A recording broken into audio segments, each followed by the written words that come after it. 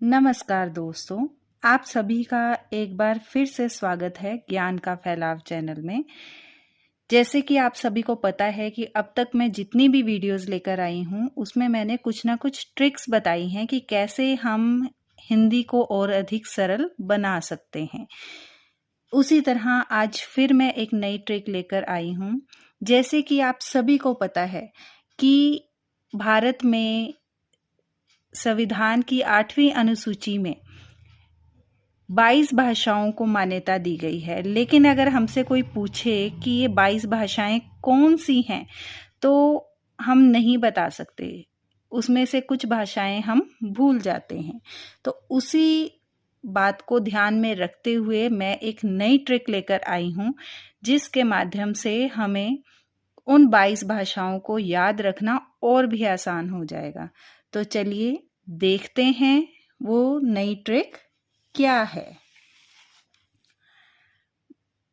जैसे कि मैंने ये 2 लाइंस बनाई हैं, जिसके माध्यम से हम इन 22 भाषाओं को बहुत आसानी से याद कर सकते हैं।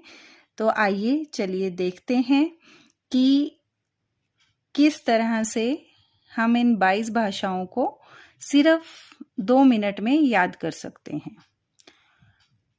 आओ उपकाकू, कब गुड़ बनाओगे, मम्मी मुझसे सतत सीधा मांग रही है। तो इन 2 लाइनों के माध्यम से हम इन सारी भाषाओं को टिप्स पे कर सकते हैं। कैसे? जैसे कि आओ से हम ये 2 भाषाएं याद रख सकते हैं। एक अ से हम याद रख सकते हैं असमिया और दूसरे से ओडिया। अगला देखिए, उप का मतलब ऊ से क्या हो गया? उर्दू, और प से पंजाबी। काकू, क से कन्नड़, क से कश्मीर। कब, अब इसमें देखिए आगे कब दिया गया है।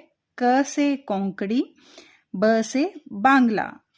गुड़, ग से गुजराती, ड़ से डोगरी। बनाओगे, अब इसमें क्या है कि सिर्फ हम 2 ही व्यंजन लेंगे, जिससे हम क्या है इसे याद रख पाएंगे। जैसे कि ब से बोडो और न से नेपाली। तो हमारी ये लाइन जो है कंप्लीट हो चुकी है। आओ उपकाकू, कब गुड़ बनाओगे, ये चीज हमारी यहाँ तक कंप्लीट हो चुकी है। अब उसके बाद हम नेक्स्ट देखेंगे मम्मी। म से मणिपुरी, म से मराठी, म से मलयालम। मुझसे, इसमें एक म हम ले लेंगे मैथिली और दूसरा स ले लेंगे संथाली। सतत में देखो स से संस्कृत, त से तमिल, त से तेलुगु। सीधा यानी कि सिंधी। मांग रही है, अब इसमें देख लीजिए हम ये दोनों से रिलेटेड कुछ नहीं लेंगे, सिर्फ हिंदी।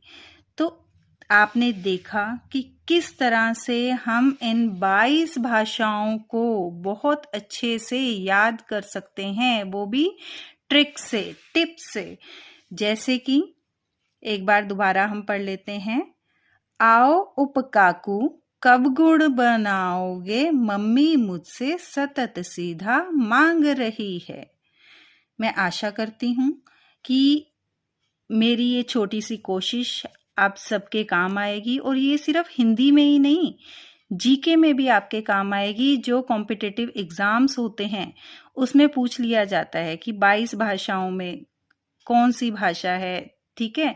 तो उसके लिए अगर आप ये 2 लाइंस याद रखोगे तो मुझे लगता है कि ये कहीं ना कहीं आप सबकी मदद करेगी। अगर आपको मेरी ये छोटी सी कोशिश अच्छी लगी तो प्लीज़ सहयोग दीजिए मेरा। चैनल को सब्सक्राइब कीजिए, शेयर कीजिए और लाइक कीजिए। धन्यवाद।